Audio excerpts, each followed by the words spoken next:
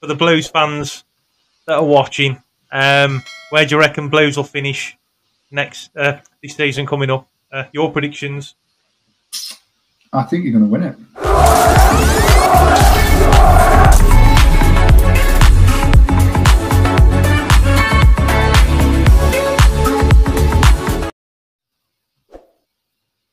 What's going on, guys? It's me again, the boy in blue, back with another podcast. And joining me today is Stevie from the Wednesday week. How you doing, mate? Yeah, I'm good, thank you. Really good. Thanks for having me on. No problem, mate, and thank you for coming on. How's things with you? You good? Yeah, I'm good. School teacher, so I'm week 2 into a 6-week break, enjoying the summer, keeping myself nice and busy, watching all things Sheffield Wednesday transpiring. It's been after a little bit of a sour patch, if you like. It's good to have some optimism in and around the club, and it's certainly the most positive it's been at Sheffield Wednesday in a long time, to be honest. So enjoying it. Oh, brilliant, mate, brilliant. So how's it been? How's it been for you guys? Pre-season. Yeah, it's been good. It's been good. We've kind of taken the manager has arrived, and we've sort of brought him in with a little bit of a reputation, and with that reputation has brought about sort of an increase in the standard of opposition that we've got. So we've gone from traditionally having sort of pre-season friendlies that have been in and around the local area, so your Rotherhams, your Chesterfields, your Doncasters, those sort of teams, you know, what League 2, non-league, lower league opposition. We've kind of gone a little bit continental this year, so we've ended up done the couple of the sort of the early ones, and then we've had a behind closed doors friendly against Brighton, Premier League opposition, obviously, and then we've gone out to a training camp in Germany, Austria. We've played RB Salzburg, so we played against the Champions League team Salzburg, and finished up last Friday with a second game against Werder Bremen. So we're playing some top tier opposition, not necessarily getting all the results all the time, but it's an absolute level up from where we were even last season. So it's cause for optimism. Yeah, well, that's what it's all about, isn't it? Because pre-season's really good, isn't it? Just because it gives the team chance to gel if you got new players coming in and stuff, and gives the manager more of an idea of what squad he's going to be picking going into the start of the new season as well. So in terms of the results, they don't really bother me too much. I mean, obviously it's nice to win, of course, but I look at it as the managers have got to get the feel for the squad, and like I said, especially if you're signing new players. So I mean, have you made many signings at all? Yeah, we've got 9 over the line. There's been a bit of an overhaul, and as we've said, we've gone from a closed season of 22-23 going into the start of this season, where there was a lot of uncertainty around the club. We got promoted from League 1. We've gone on a fantastic run to get ourselves up there, and didn't quite make automatic promotion despite getting 96 points. Which any other year for the last 15, 20 years would have seen us walk the league. But it just so happened that Ipswich and Plymouth were there and thereabouts with us. We went on a record run. They also went on record runs. So we got up there. And then 2 weeks after that, the manager, Darren Moore, inexplicably parted ways with the club. And we were left with a lot of uncertainty around what was happening, the circumstances around it, the noises that are, I'll say it, our quite erratic chairman, if you like, was making around what was going to go on going forwards. And then we brought Chisco in, who obviously got Watford into the Premier League. And that was it was kind of met with a bit of it was an underwhelming appointment, if you like. And then it came to pass that we went 13 games. So we broke another record, but this time it was for not getting a win within our first 13 games. We picked up 3 points. So when Danny Rule came in October, it was us absolutely cut away, and we were miles away from it. We'll probably get into what happened during last season, but in terms of this pre-season, it's been night and day, and we've managed to get 9 players in. We've got players in from Premier League teams.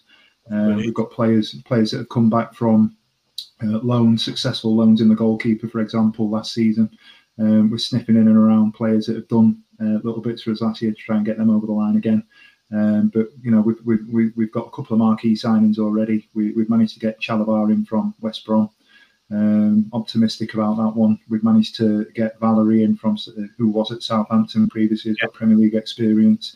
We brought in Maxlow from Sheffield United, and you know, as sort of Wednesday, we're not familiar with having coming the other way across the city, and he's, you know, I think he's somebody who's broken the record in terms of recent years of going the opposite way from United to Wednesday. And we've also had Jamal Lowen from Bournemouth. Spent some time on loan at Championship level, and he's, you know, he's a proven goal scorer here, and I think he might end up being the talisman, if you like. But I think probably our best signing of the summer is the retention of centre half Deshaun Bernard. Previously at Man United, brought himself up, managed to get a couple of loan moves here and there. Has just come back from the Copa America with Jamaica. He was our Player of the Year last year. He is going to be the best signing we made. Just getting him to sign a contract, because last year he only signed a 1-year deal, potentially with a view to putting him himself in the shop window for the Premier League move that was being talked about. However, we've managed to keep him, and it's looking like that's as a result of the manager staying and the pull of Danny Rule. So yeah, really optimistic, really happy with the way that our transfer activity has gone so far this summer. We've still got a couple of players that we'd like to get over the line, but at the minute it's looking good. And are these players that you've actually brought, or are these like loans as well, or? Bought them. We've got one loan, the goalkeeper James Beadle. So he left Oxford. He was doing bits in League One up until Christmas, and then in the January transfer window, Brighton recalled him and immediately came out to us, and has been absolutely fantastic. He's played for the England under-20s. He's in the youth setup at the national level. Brighton have tied him down to a lengthy contract and then agreed to let him come back out to us this year. And I think he's a Premier League goalkeeper in everything but name and numbers at the minute. He will play. I've no doubt. He's a tall lad. He's quite gangly to look at. He's only 19, but when he fills out, he's going to be a hell of a goalkeeper. Oh, definitely. So yeah, absolutely. But everybody else, we've managed to recruit well. We've paid nominal fees for a couple of players. A fellow called Kabaki has come in from Europe. I think we paid about $500,000 for him. We paid 400 grand for Valerie, but the rest have been free transfers or unregistered players that we've managed to get over the line once they've been released. And we're optimistic now that once things settle down into the middle of August, the Premier League will start to settle a little bit. And once that happens, you know, that loan market will start to kick off. And if we can get 2 or 3 players over the line to supplement the squad and maybe be, you know, the odd talisman, if we can find that elusive 20-goal-a-season striker that's in the wings at Arsenal or Man United or Liverpool or somewhere like that we can get over the line, then that'd be absolutely fantastic business for us. Yeah. What's the general vibe around like the fans and stuff like around Sheffield Wednesday? Because I mean, obviously, we didn't have the best seasons, did we? Like both of us, up until I'll probably say like the last couple of months. You guys, you know, you deserve to, because you were favourites to go down originally, wasn't you? And then come back, you know, fair play to Sheffield Wednesday, because I've done a few of these with Ash and Dan as well last season. So I've spoken to you guys quite a few times. Lovely bunch, like. But the other 2 are all right. We both had like bad seasons. I mean, it turned out worse for us because we actually got relegated in the end. We just pretty much all season just plummeted, and you guys done the business right at the very end, which is brilliant to watch. Well, to see that. Yeah, we kind of went the other way, I think, because there was a cheeky little graphic that was, I don't know if you've seen those graphics that kind of do the line that tracks your position. Yeah. So week 1 we were 14th, 15th, whatever it was, and then we dropped to 23rd, 24th, and then we spent the entire season in the bottom 3. And it was only in the last couple of weeks that we got out of it. And you know, there's some clever sod has managed to do it. So you get the music played as it goes along, and then right at the end, there's an upturn that gets us up to 20th. The reality is, you know, we struggled. We did. After 13 games, we were dead and buried. You know, you could have put your mortgage on us going down, but for whatever reason, and to this day, we still don't know what's happened. But we've managed to secure this international standard coach to come in. We have no money, so God knows who's paying for it, and God knows how we've managed to do it, but he's not going to come for a pittance. We've managed to get Chris Powell in, whose last jobs were at Tottenham in England. He was at the World Cup in 2022.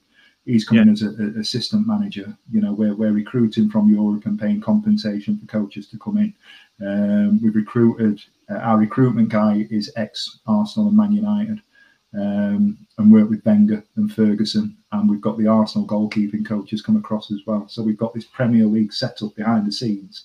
And you know, I know that I'm missing somebody. The psychologist was at Man United as well.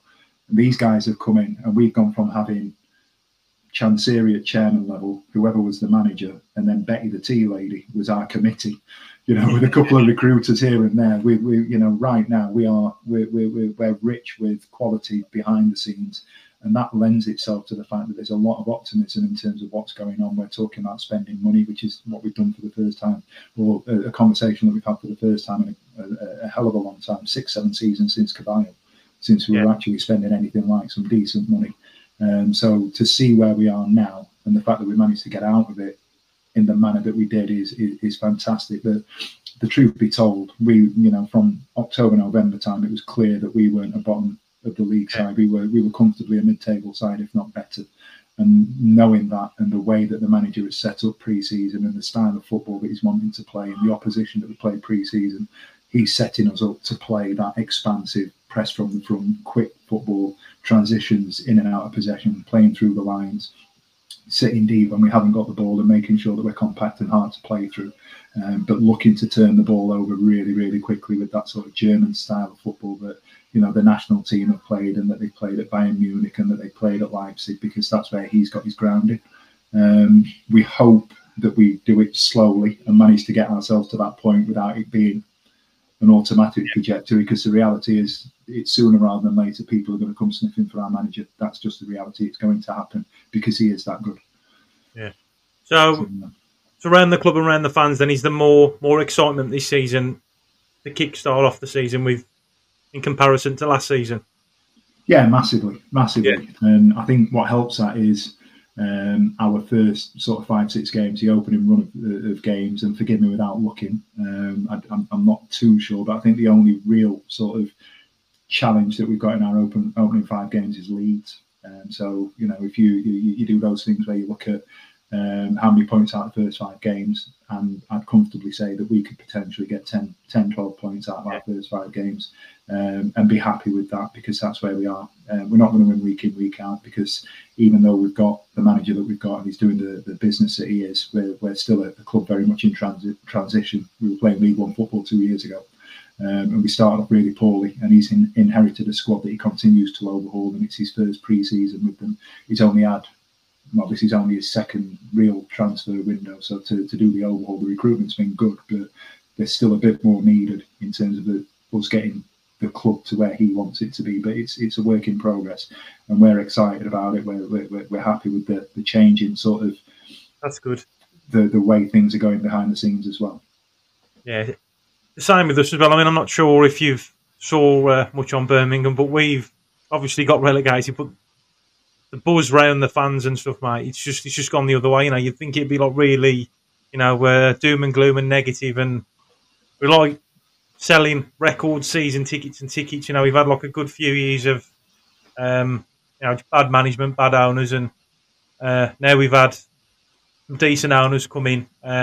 Unfortunately, when they took over, it was the start of last season, so it was their first season really to get the feet in the door. But yeah, like, it's just a great buzz around the club. Like, despite being relegated, we're the same as you. You know, I think we're on 8 players now we've signed, and it's just mad. But like the players that we brought, it's like yourselves. You know, they're dropping down the leagues and stuff wherever they're coming from to join Blues, and obviously like yourself, you know, it's brilliant, isn't it? That looks like we're attracting these players and stuff. So I was listening to it's a while back now, a couple of 3 months, but I was listening to a phone in on TalkSport, where they had it was around the time that you'd announced the stadium intentions, and you just had it was an AGM or something, and the phone-in was essentially dominated by Birmingham fans that were saying going down might very well be the best thing that can happen to us, because we know that the infrastructure's there, and we're going to reset and we'll come back up stronger, and we'll be ready in 2 years to make a real push. And I can see that happening. It's very rare that a team such as, well, any team gets relegated and are automatically in position to be better off. I don't think there's going to be any sort of consolidation with Birmingham next year. And being from my neck of the woods, the perennial sort of League One Championship floaters, the League 1.5, if you like, is Rotherham United. I don't think Rotherham are going to lay a glove on you next year. There's some big teams that are down there. I think you'll be absolutely fine. Looking at the business that you've done, looking at the way that you're setting up, the infrastructure is there. The way that you are doing your business off the field, I think is phenomenal for you guys as Birmingham fans, and I can only see positive things happening. So more power to you. Well, I mean, you've been in League One and stuff, haven't you? I mean, I'm 32, so the last time Blues were in the old Division 3, obviously League One, I was 2 years old, so I can't remember that far back. I've said this on a few videos, but my dad, he's obviously seen Blues in the third tier. But from your experience, I mean, I'm not saying it's going to be a walk in the park, an easy ride at all, but I think we've got a good chance with, like you say now, the owners, the setup, the plans they've got, the infrastructure and everything else. Obviously, you've actually saw your team in there. Is there anything you can talk about that's a bit different from like the Championship and stuff, what we might expect more? Because I know maybe the style of play might be slightly different and things like that. Is it faster, slower, or? It's just the quality. If I'm honest with you, you drop down the leagues, and I went to see a game in League Two. I watched the Doncaster Rovers game in League Two, and there was such a drop down in Championship to League Two sort of level. But in terms of League One, I think what you find is that the Championship's really competitive. In terms of League One, you'll get a good bunch of teams that have got the right philosophy and will want to play football, and then you'll get a bunch of teams that will want to be, as Dan would say, the shit kickers. We're going to ping it long and we, get the ball up the field, and we want results at all costs. And then I think you'll find that there'll be a little bit of a drop off towards the bottom end, where we came unstuck under Darren Moore, was that there was no real plan B, there was no real intent. If the way that we play football, if it wasn't working, we couldn't change our style. So we came unstuck against those bottom end teams. So I can remember, we'll famously remember, Sheffield Wednesday fans will famously remember going to Forest Green on a Sunday and dip into Forest Green when we were on this massive run of 23 games unbeaten, and then we lost to Barnes. Really? The best game that we possibly could have had, and it was on Sky as well, by the way, is going to Forest Green, who've not won since November. Duncan Ferguson was manager. They've gone sort of 3-4 months without winning a game, and they scored the goal the first half, and then they just settled shop, and we never looked like breaking them down. And that's the sort of thing that I think you'll find yourself coming up against. A team like Birmingham, with the money that you're going to be spending, will be everybody's cup final, and everybody will be up for it week in, week out. And you wouldn't get that in the Championship, because there are other teams that are comparable to your sort of status. You still have the Premier League teams that are coming down their parachute payment. So as it would have been last season, it would have been your Southamptons, it would have been your Leedses, it would have been those teams that have been relegated that people would have been after.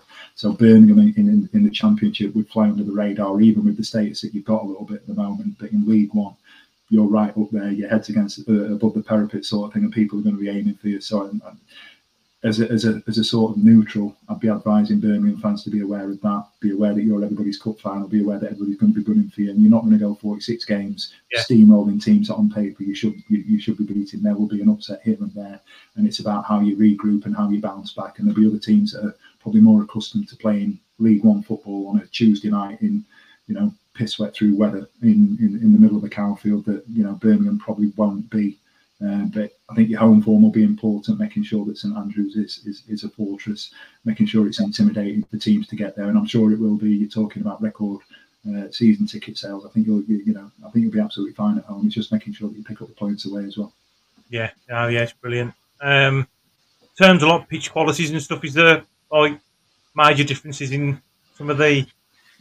I mean, I'm looking forward to going to some of the smaller stadiums, and that's no disrespect to the smaller teams. It's just because I've never seen it before in my life, so I'm really looking forward to it's the away games this season.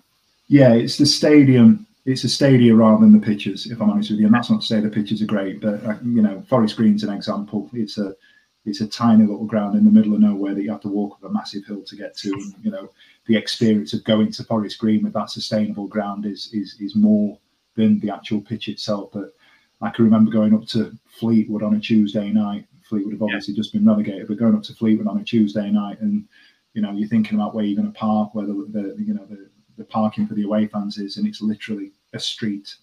And at the end of the street is the ground, so there's no car parks. They literally held 500-600 people, and you can see on the screen at the minute is the width of my study, my office. It's probably the stand was probably 3 times the width of this in terms of depth. Really? You had to walk through a social club to get into the stadium, and you get to the stadium, and it's like literally the old socials there. They built a stand in front of the old stand that's no longer used, and you literally everything is tight, and you'll get a couple of grounds like that. You'll also get the teams that traditionally have played higher that will come down. You'll get a couple of cabinet stadia, I think, that'll be a little bit bigger, but not as full. So yeah, it's interesting. There are some quaint visits, and you enjoy it while you're down there. You just want to make sure that it's more of a cameo, a season's cameo down in League One, and you get yourself back to where you need to be, rather than find yourself in that sort of perennial ever-decreasing circle of trying to get out, get out. Because the problem that you'll find is if you don't get out next season, and certainly the year after, you'll be down there for a while. Sunderland proved that, and we were at risk of proving that ourselves if we'd have not got out of it sort of the season before last. Yeah, it's I mean, there's been talk with like other content creators and stuff. I mean, I haven't really watched many channels just because I do this on my own. It's only me doing this channel, so I mean, I put like a lot of time and effort into it. But like, I'm also like reading about Blues all the time, and seeing what's going on. There's been that many signings and so much excitement. So I mean, I've just kind of like lost touch with the other footballing world. But like on social media and stuff, I have noticed that like a lot of teams around Blues in League One are probably like a little bit bitter with like the money that we're spending and stuff. But the FFP regulations, they're slightly different, aren't they? So I can't see. I wouldn't worry about that. People, hate. It's the saying, isn't it? Haters are going to hate, and you're there to be shot at. And these people that are making noises and these people that are sort of pecking at you are only jealous, and that's the reality of it, isn't it? We were down there. People would have a go at us about about the fan base, and they'd make noises about us being this, that, and the other. It just so happens we were the biggest team in League One at the time. We were, and you've got to play to your strengths with that one. I wouldn't worry about what the teams think. You're there to be shot at, and rather that than be the team that are down there that once upon a time played in the Premier League 20-25 years ago, whatever it may be, and miles away from getting there again. I wouldn't pay too much mind as to what the other teams and other fans are saying. Just be thankful you've got what you've got. I know, yeah, we are. Yeah, I'm just looking forward to making new memories, mate, this season. To be honest, especially with my dad. He's my best mate. Going to the football with my old man. I love it. Like there's nothing better. I'm just really excited to go and go to these teams that I've never seen, grounds I've never seen before, and I'm just hoping that we're not stuck in this league. I can't see Blues finishing anything less than the top 6. I reckon Blues will be in the top 6, just through the players we've brought and the amount of money that's gone in. There seems to be a lot more planning this season than last season. I mean, last season was an absolute nightmare. I mean, we had like 6-7 managers, we standing managers, and I mean, you saw it, didn't you? It was just, my emotions last season were all over the place. It was a roller coaster. So, Chris Davis has come in now. I'm not sure if you know who he is, but he's Tottenham's senior head coach at the time, wasn't he? And he's just gone off to do his own thing. So, I mean, it's his first time stepping up and being a manager, but the good thing is he has worked around, a lot of the big clubs: Tottenham, Liverpool, Celtic, Leicester. So he has been up there with the big boys. So it is interesting to see what he's going to do in League One. But going off the pre-friendlies, pre-seasons and stuff, the style of football that he wants to play looks more now that the players this season putting in the effort. I mean, you can tell how fit they are as well. The fitness levels are ridiculous compared to how there was last season. I wasn't sure if like watching them back, I weren't sure if it was because they was unfit or because of the amount of managers we had and the impact it had on the heads, or if it was just a confidence thing, or I don't know. But I mean, you can tell a massive difference so far this pre-season. They look like a different squad. Some of the players that have stayed as well, from last season. Yeah, massive difference. And what about you guys? I mean, what sort of style are you playing? Are you playing from the back, or you? Yeah, playing from the back as well? Very, very, very similar to what you just said there. In terms of, there's a lot to be said for coaches that have coached at a level and have been involved with those big teams. So you talk about the Chris Davies coming in, having come from Tottenham, having been in and around those those bigger teams that have played at higher levels and have had that exposure to more sort of attractive football, if you like. Where we've got a lad in Danny Rule who at the time of him coming in he'd just turned 34. He was the youngest manager in the league. He'd not had a management position previously, but had worked under his last role was with Germany under Hansi Flick. Before that, he was at Bayern Munich. Before that, he was at Southampton. He was blooded at Leipzig. So that's the pedigree. So if you look at those sort of teams and the philosophy that they play in terms of getting the ball, being comfortable, using your feet, playing from the back, he encourages the goalkeeper to find players rather than hoof it. We'll go backwards before we need to go forwards, and then we'll press as quickly as we can. We'll get forwards. We'll get through the pitch as quickly as we can. Yeah. We tend to set up with a 3. We've been more successful as a 3, but we're very fluid. We can play with a back 4. And he likes that sort of, if we play 3 at the back with the wing backs, it almost becomes a 3-2-5 at times, where we're pushing out 10 to strikers with the wing backs going and joining in.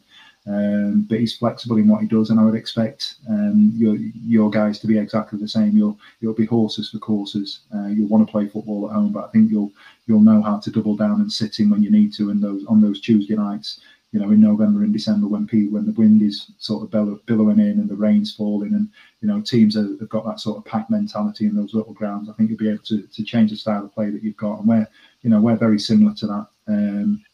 As it happens this year, I would expect more people to be looking at us, expecting us to be something of a scalp to take, if you like. Whereas before, we were bottom of the league for a long period of time, and everybody expected to beat us. You could look at Sky Bet on a Saturday, and we were odds-on favourites to lose games for pretty much 6-7 months of the season. When in actual fact, we'd have been top 8, I think it was, under Danny Rule, with the players that he'd inherited.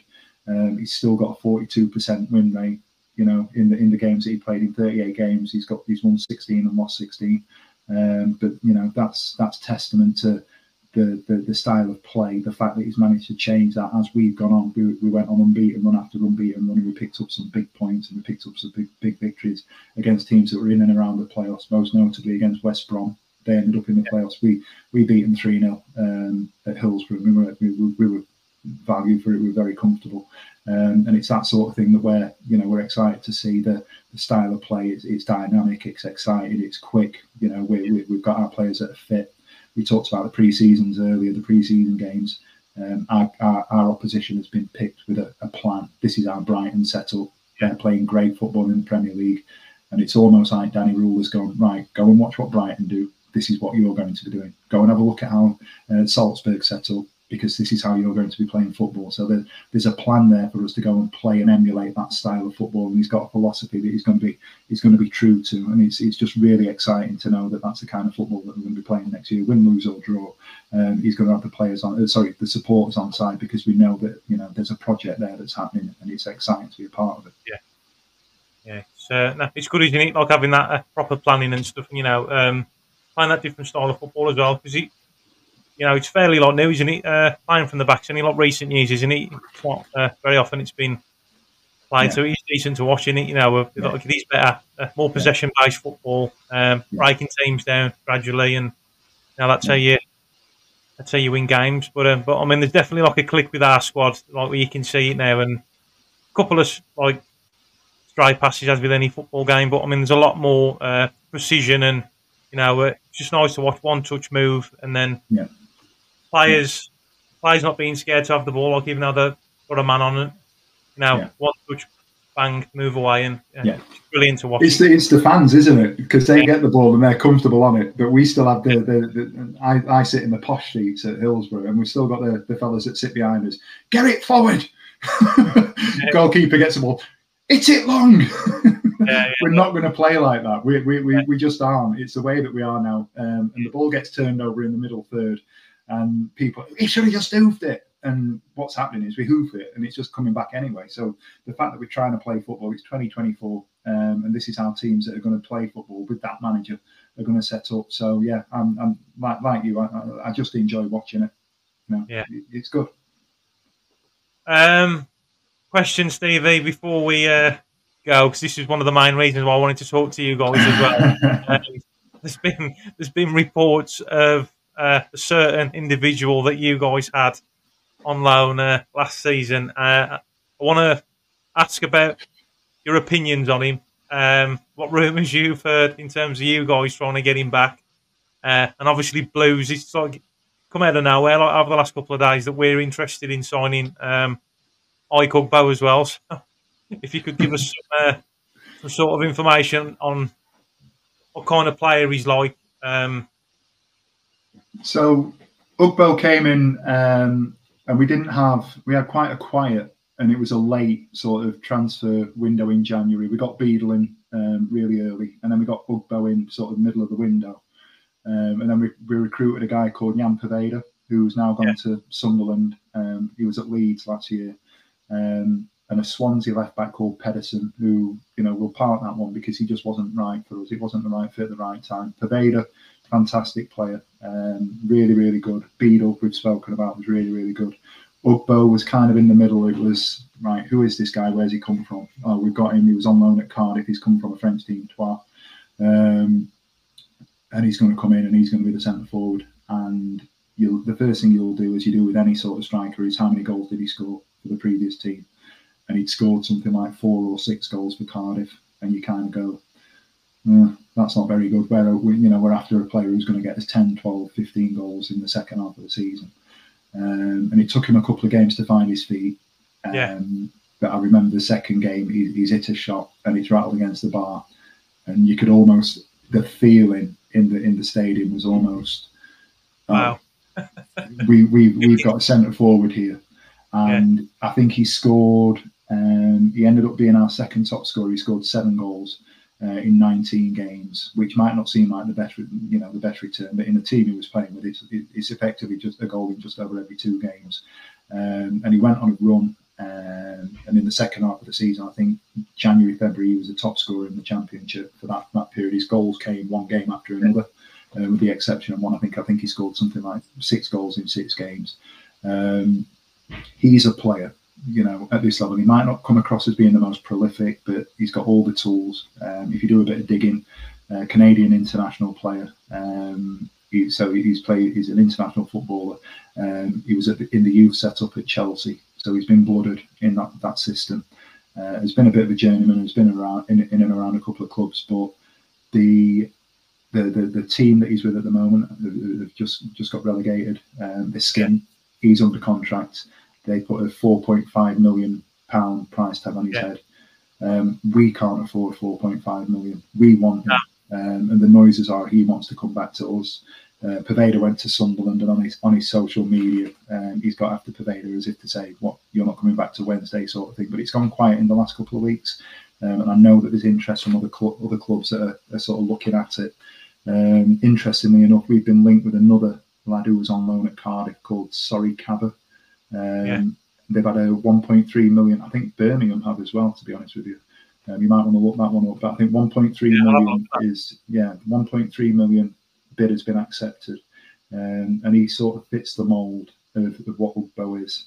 I think Ugbo for 4.5 million, it's a little bit out of our league, but if we can get a deal that'll bring him back, I think there's not a Sheffield Wednesday fan that wouldn't have him back. He's at this level. I think he's that good. He's good enough, and if you manage to get him down in League One, he will absolutely tear it up. He's an absolute monster.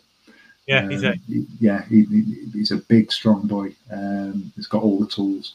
I'm not going to say he's like Lukaku because I don't think that's fair on him or Lukaku, but he's that sort of skill set, fast, strong, great in the air, bit of a poacher as well. But you can tell his finishes are, right place, right time, and just gets into those areas where you know he's going to be a goal threat. And I think if you get him down there, he'll score 20 odd goals next season, no problem.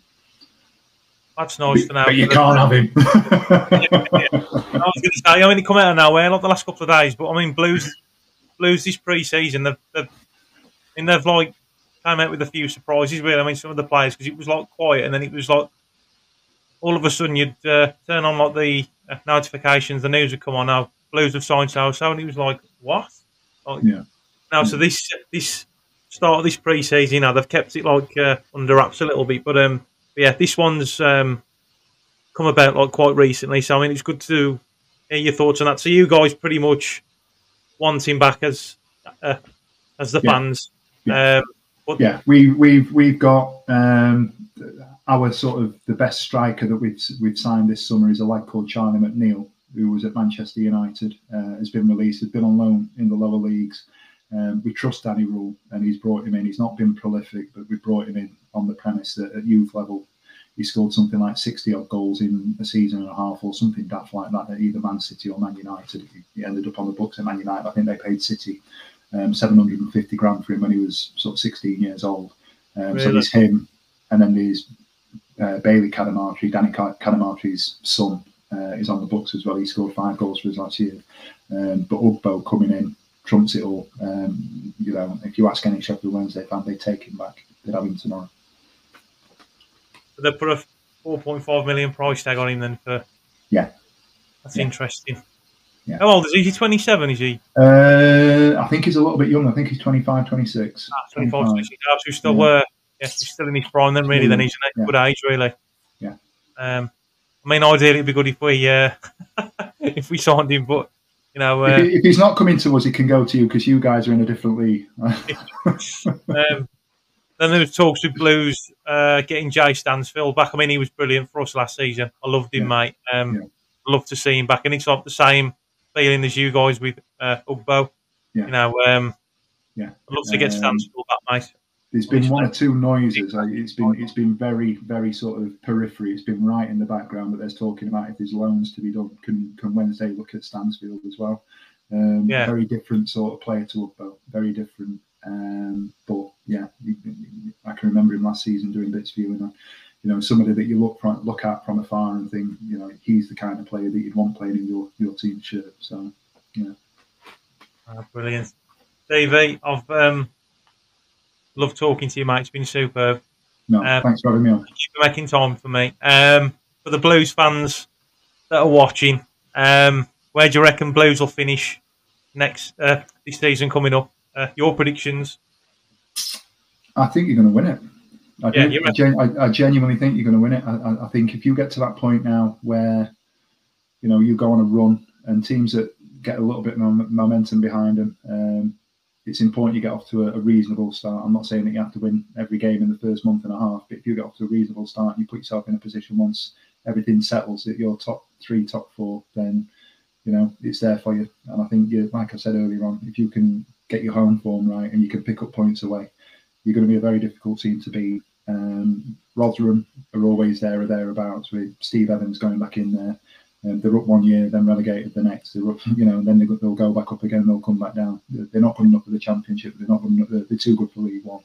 But I think you are, a team that'll, when push comes to shove, you find yourself in a false position, and that's just because of a couple of rogue results here or there for the teams that managed to get themselves out of it towards the back end of the season in the Championship. But going down, I think, is one of those rare occasions where you'll be better off for it, and I can see you winning it quite comfortably. Oh, cheers, mate. But yeah, I wish you guys all the best this season as well. I love talking to you guys, every single one of you. Absolutely love it. I'm always watching Stevie. Appreciate that. Keep up the great work and content as well, and keep it going because you do a brilliant job. You guys do. Thanks for making time for me again, mate. Yeah. Hopefully we can do something again soon. Definitely. Always again. But interesting chat, mate. I wish you all the best for the season as well. Cheers, man. See you later, mate.